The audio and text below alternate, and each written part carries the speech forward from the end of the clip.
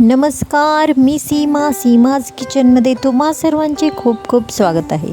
मित्रांनो, प्रत्येकालाच वाटत असतं की मुलांच्या टिफिनला काहीतरी पौष्टिक आणि पूर्ण असा संपूर्ण आहार होईल अशा पद्धतीनं मुलांचा टिफिन असावा. यासाठीच आज आपण स्पेशल असे डोसे बनवलेले आहेत. एकदम प्रोटीननी भरपूर असे आहेत हे, आणि मुलांना तर इतके आवडतील की नेहमीच त्यांना खाण्याची इच्छा होईल. चला तर मग आज आपण हे जे डोसे बनवलेले आहेत एकदम क्रिस्पी आणि कुरकुरे असे डोसे असणार आहेत. त्यासाठी साहित्य काय लागते ते पाहूया. इथे मी 1 कप हिरवे मूग घेतलेत, स्वच्छ धुवून घ्यायचे आहेत. त्याचबरोबर या मुगामध्येच आपण 1/4 कप चणा डाळ घातलेली आहे. ही सुद्धा स्वच्छ धुवून आपल्याला 5 ते 6 तास भिजत ठेवायची. त्याचबरोबर इथे मी अर्धा कप तांदूळ घेतलेले आहेत.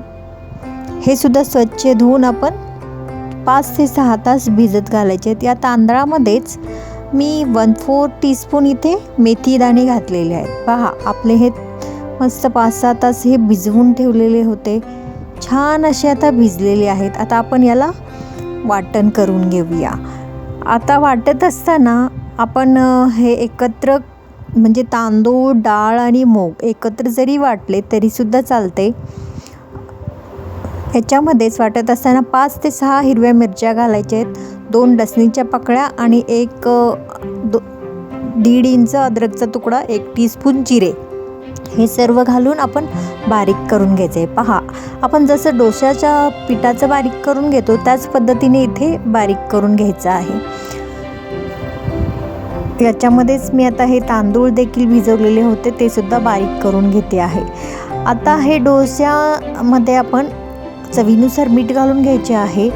हे पीठ हलवून 10 ते 15 मिनिट असे झाकण ठेवून तुम्ही लगेच डोसे जरी करायला घेतलेत तरीसुद्धा या पिठाचे डोसे खूप छान होतात.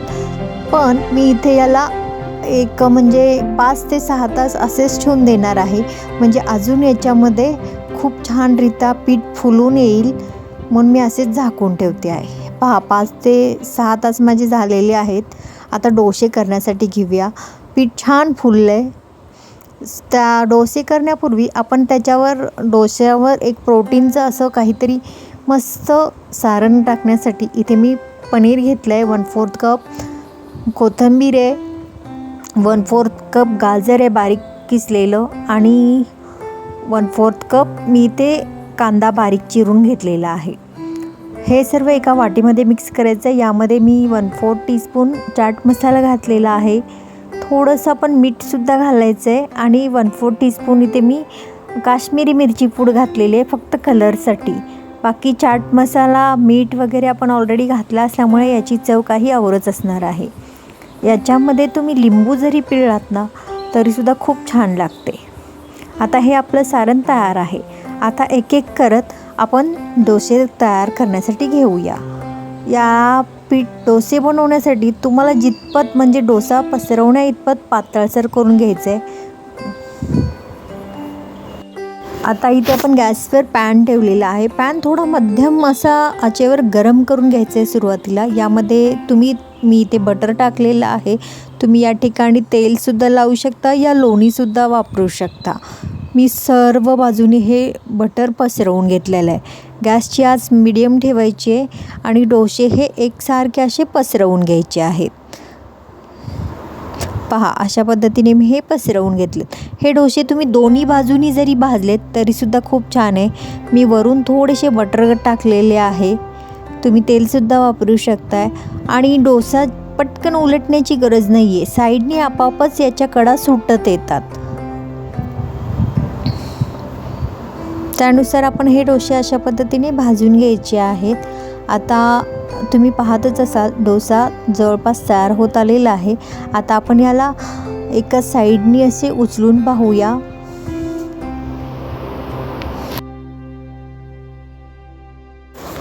हे डोसे मुद्दामहून आपल्याला थोडेसे कडक भाजून घ्यायचे आहेत. कडक भाजल्यामुळे एकदम क्रिस्पी तर लागतातच, शिवाय एकदम क्रिस्पी असल्यामुळे चवीलासुद्धा छान आहेत. ऑलरेडी आपण याच्यामध्ये मिरची, अद्रक आणि लसूण घातलेलं असल्यामुळे नुसतेच जरी तुम्ही हे डोसे खाल्लेत तरीसुद्धा खूप छान चवीला लागतात. पहा, एकदम मस्त असा क्रिस्पी आपला डोसा तयार आहे. थोडंसं हा पहिला डोसा मी तुम्हाला दोन्ही बाजूनी भाजून दाखवते आहे. पटकन परत उलटवून घ्यायचं आहे आपल्याला आणि याच्यावर आपण जे सारण तयार करून घेतलेले आहे, म्हणजे पनीर, गाजर, कांदा वगैरे, ते हे पसरवून घ्यायचं आहे आणि याचा रोल करून घेऊया आपण.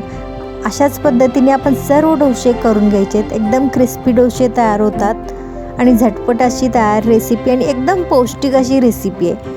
अशा पद्धतीने मी इथे सर्व आता हे डोसे करून घेते आहे.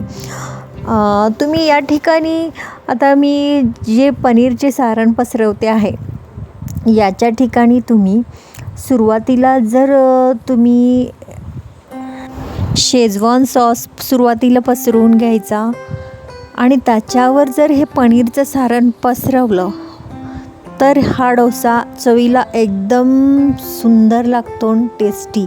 परत तुम्हाला कोणत्याही चटणीची किंवा सॉसची काहीच गरज पडणार नाही. मी हा जो डोसा आहे आता तो एकाच बाजूने भाजून दाखवणार आहे तुम्हाला. सुरुवातीचा डोसा मी तुम्हाला दोन्ही बाजूंनी भाजून दाखवलेला होता. पहा, हे डोसे पटकन असे मध्यम आचेवर आपोआप थोड्या वेळाने त्यांची साईड सुटत जाते, त्यामुळे उलटले जायला एकदमच इझी होतं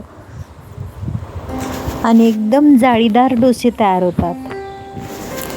त्याचबरोबर आजची ही माझी रेसिपी तुम्हाला कशी काय वाटली आणि जर आवडली असेल तर रेसिपीला नक्की लाईक करा, जास्तीत जास्त शेअर करा आणि तुम्हीसुद्धा करून पहा आणि कशी झाली ती कमेंटद्वारे कळवायला मला विसरू नका.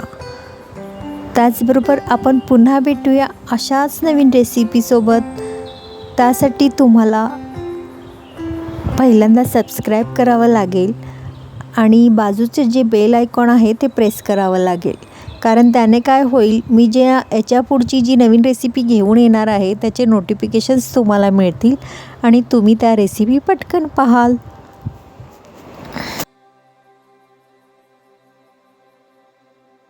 वेळात वेळ काढून तुम्ही माझी रेसिपी पाहिल्याबद्दल तुमचे मनपूर्वक आभार. धन्यवाद.